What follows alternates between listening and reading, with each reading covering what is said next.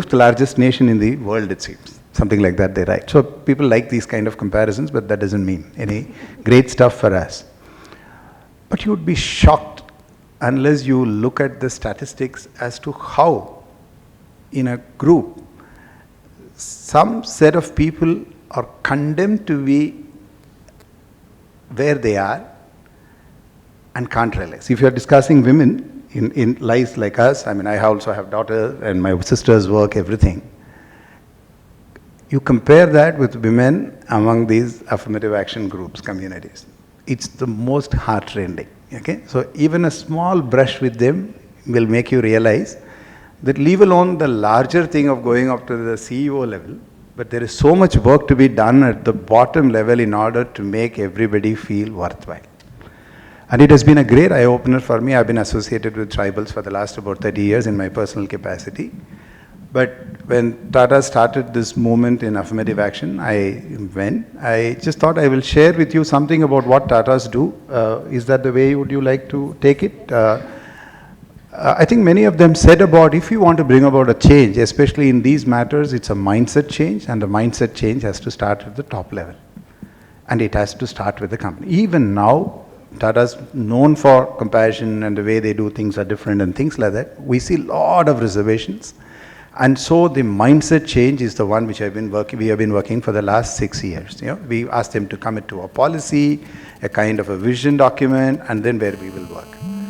And then there is an Apex Council at the group level which guides and tries to tell the organizations with it, because Tata's is a very loosely lit fraternity. They don't push anything. They only suggest and keep, egging people on in order to take up whatever they think is the right direction. So of the about 95 companies or so, about 45 companies have taken it up. And then we have a process by which we assess their progress every year. And actually this is the season I am in the midst of it. When I go back from here, I'll start assessing or assisting teams which have gone to assess major companies. And about 20-25 of them apply every year, and we find out what they have done, and we celebrate what they do, and then we also help them as to how they can do better, and then show us opportunities. That's the way we work at the group level. There are very big shining examples like Tata Steel, where huge numbers, they have done. The largest congregation of any tribal community in the world takes place every year in Jamshedpur. There is an event called Samvad, where all of them come, and then it's a cultural event. No business is discussed. And they have separate group called ethnicity. If you go to Jamshedpur, you lost. Yeah. If you go to Jamshedpur, if you say TCS, yeah. All the mics are down. Hello? Hello? No? Yeah? You can hear me? Maybe you can hear me even without this. Yeah. I used to be a trainer, yeah? If you go to Jamshedpur, where was I? I was telling about I was telling you about Samvad. And if you go to Jamshedpur, the first shock for me was somebody said TCS. So I thought, oh, TCS is also doing something good in Jamshedpur, because I was an employee of TCS at the time. And then I came to know it was called Tribal Cultural Society, yeah, which has been there as a Section 25 company for the last 25 years, which has phenomenal amount of representation, and they do phenomenal work in those places.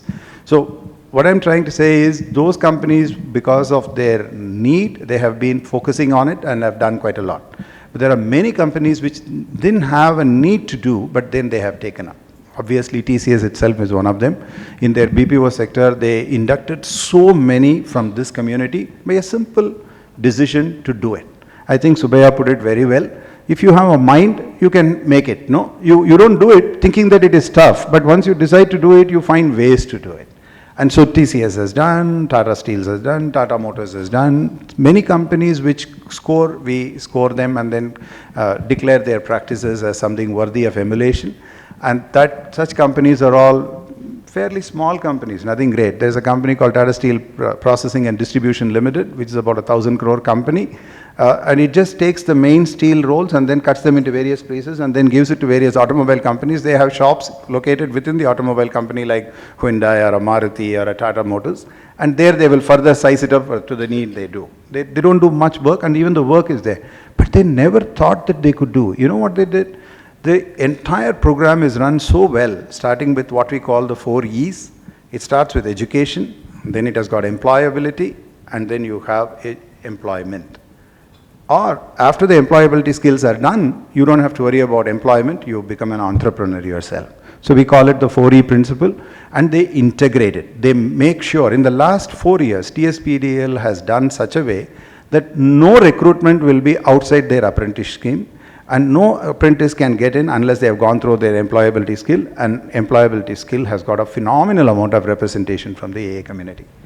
And that's the way we have been able to drive. It's a long journey, like everyone said here. You don't change the fate of 30 crore people in just about 5 years, and what companies have been trying to do for many years. And that I thought was something which is, there may be many lessons to learn, because I keep interacting with other diversity groups within the Tata. I realize some of the practices which we do, ultimately anything when you are about to change, there are 2-3 things you will have to look at. One is, you need to be clear on what you want to do, you need to have a leader who has the heart to do, and then you have the whole set of processes and people who will make it happen for you. And that's where I would like to close by saying, the whole journey of mine started by reading an article by Russell, in which he had said, if you are out to change a few things, then you should be inspired by love first, and you should also be guided by knowledge. Because inspired by love, you will end up, like she rightly said, you will have, path to hell is paved with very good intentions. And then you will make people feel that you are being compassionate, but actually you are being very patronizing. But then when you put knowledge there, obviously you can bring about a big change. And that's what we are attempting in the affirmative action program of Tata. Yeah, thank you so much. Thanks. Thank you very much. So, thank you, Sampath, for that. So I'll go on to the main question that you asked for, and that was on LGBT and nationality. And nationality actually. So just wanted to share with you my own personal experience. I started at TCS in '82, so way back. When long ago I was a mechanical engineer, and this was my first job. So I wanted to go overseas. I was really passionate about working in other countries. So the country that I was deputed to was US, and I was in a place north of San Francisco. So when I went there in '86, and I don't know if all of you knew that there were 2 gay capitals in the world actually at that time. One was San Francisco, the other was Brighton. And this was way back in '86, '87. I had exposure to both these cities actually. And the more interesting thing for me was not just the fact that I was in those cities, but the way my own colleagues, my clients, they sat down and explained to me what it meant. I mean, I think I was fortunate that I was the first woman there in that place. So all the clients, they took a lot of interest and passion in what I was doing, how I was integrating, was I aware of the culture of that place, and do I know what are the nuances, do I know how to interact. And this was my, the start of my own personal journey actually. And I think that is where, when we talk of awareness, we talk of, education, and we talk of acclimatization, and then being a part of that whole journey, I think that's something which has been very, very close to my own heart, and I've been very fortunate with the type of people that I've been associated with, to have gone through this on a first-hand basis. So beyond the San Francisco and the Brighton experience, what was more interesting for me was about 10 years later, I was working with a client, and they took a lot of pride in being an equal opportunities employer. I mean, they said that, look, we are an equal opportunities employer, and then they looked at me and said, do you know what that means actually? Then, they sat down, explained to me what equal opportunities employer meant, and, how they look at fostering leadership, attributes towards building up that type of culture, towards making sure that each leader, is, he actually embodies this whole concept of being an equal opportunities employer. I mean, the communications, the progression, the type of challenges that they have to deal with, and the ability to integrate communities, ethnicity or behavioral, sociological, whatever you talk of. So they had, had to deal with it, and when we interacted with them as suppliers, we had to be very sensitive about how we were dealing with it. So when we took a lot of pride in the fact that this was one of our oldest clients, but more importantly, that when we work with them, we want to work with them as equal partners. And that meant that we had to be very sensitive towards what our clients were doing, what were their aspirations, but more importantly, how do we sensitize our own teams actually to be aware of this and to make it a business as usual. I mean, you can't just go and say that, look, I don't know how to interact with this person, he's a gay. Big deal, actually. So that's something which is going to be part of life. So you learn to respect them, you learn to make sure that you don't ask the wrong questions, you don't talk to them in a patronizing way or in a different way. So you have to learn to be professional at every stage, actually. And that was an attribute and a culture and a capability, I think, that a lot of us who have been working with global clients have had to deal with. So just to go back to the next point, which was the whole multicultural and multi-geographical, I think at TCS we, one of our first stated diversity patterns was that not just gender diversity but multinationals. So we take a lot of pride in the fact that we have people from 127 countries, 9.8% of our numbers, all those things. But more importantly, what we did was when we were actually looking at many of our growth strategies, the laws of the land say that you have to transfer employment from your client organization to your own organizations. So when you do that, it's not as easy as saying that they will just integrate them. I mean, it's not going to be easy. You have to understand the laws of the land. You have to understand what compliance means. You need to understand what it means to work with them. So that whole sensitization that you need to your own, you need to do to your own staff, to your leaders. I mean, you have to really work on that, and I don't think that it will ever stop. Actually, I mean,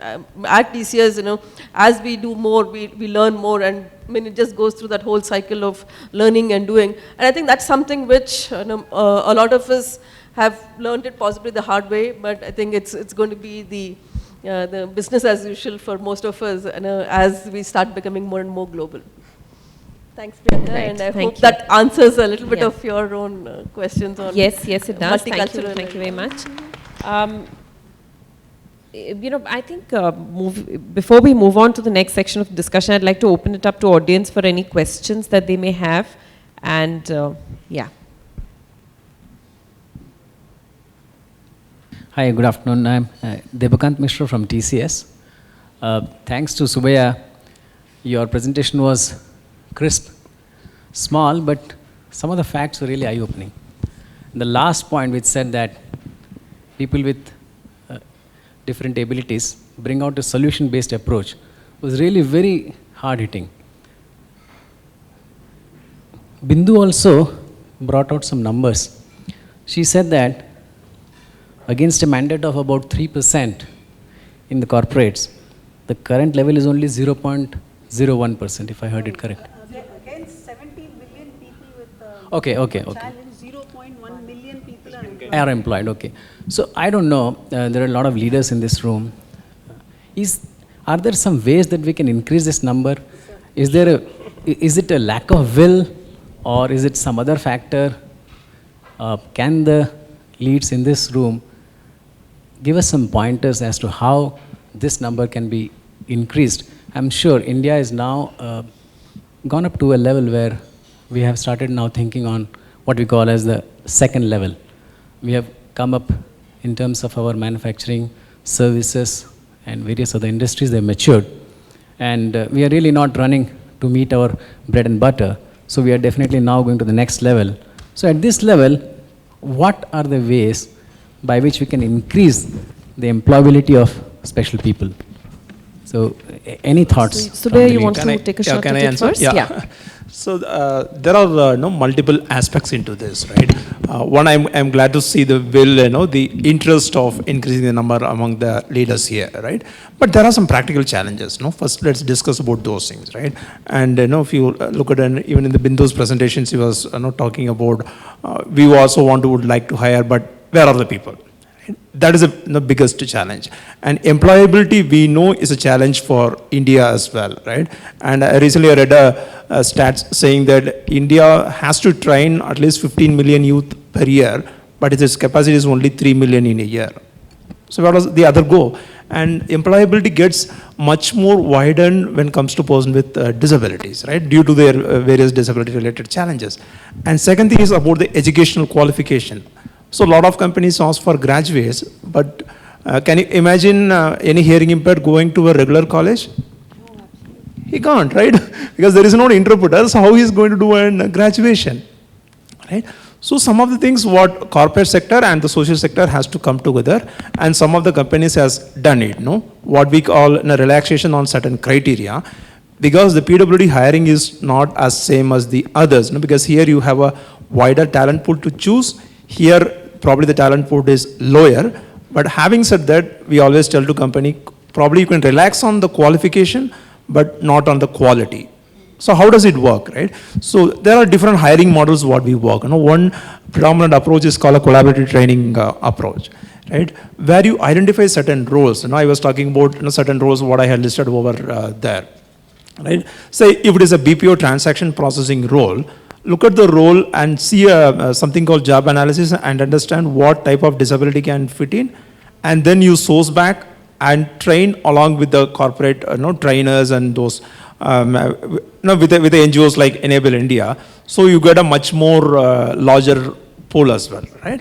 But another main thing is once you start accepting the different disabilities, that's where we feel a bigger challenge. People are fine, okay, I'm ready to sign up for a PWD hiring, but give me person with physical disability, right?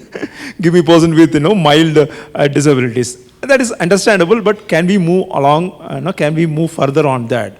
Because if you want to increase person with disability, the 70 million includes everybody, right? It includes physical disability, visually impaired, hearing impaired, person with mental illness, retardation, all those things. And if you don't have a space for other disabilities, then the numbers can't go high, right? So probably I think I had answered some of your questions. I have another suggestion. In fact, we've discussed it with the government as well. This, I'm sorry if I'm not pronouncing it right, Sarva Shikshan Abhiyan, that should really move the needle on skills. See, I think we should move away from this traditional concept of education. This BA, BCom, etc. is not skilling our nation. If you look at the difference in literacy rates, and we know literacy is very basic standards in India, you still have people who are differently abled at 53% in literacy versus the rest of India at 35%.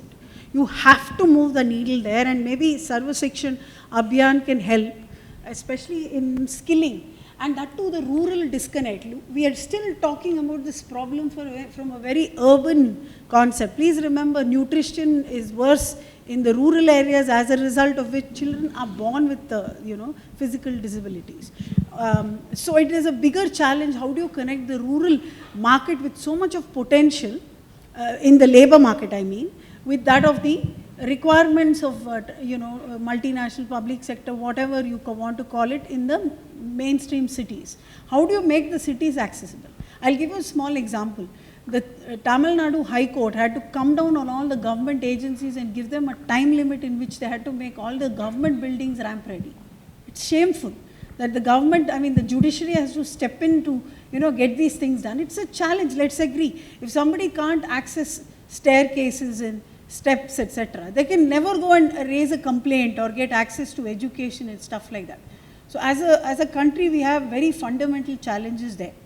Another thing is, parents tend to be protective for people with some kind of differently abled children, and especially more so for female children.